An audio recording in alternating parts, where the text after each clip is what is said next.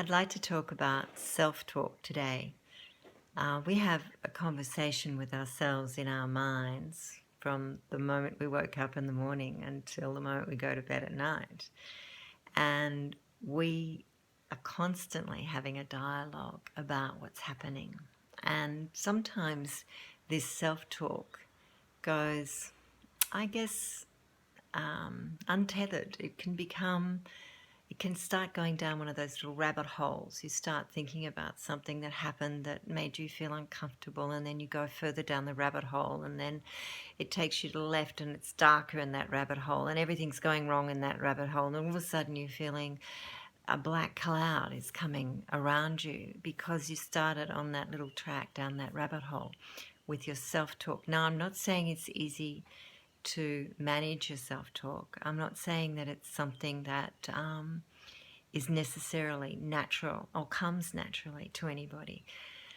But I listen to my self-talk, and when I hear myself going down that direction which is unkind to me, I stop and I say, darling, we don't do this anymore. That's simple.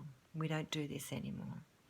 And I look out and I find a blue day or a beautiful tree that's green and its leaves are lovely, or a cloud that's just wandering gently on the horizon. And I shift my thought pattern so that I can get my self-talk back onto what is working well, what is happening that is serving me and others at the moment. What can I do that's kind right now to myself?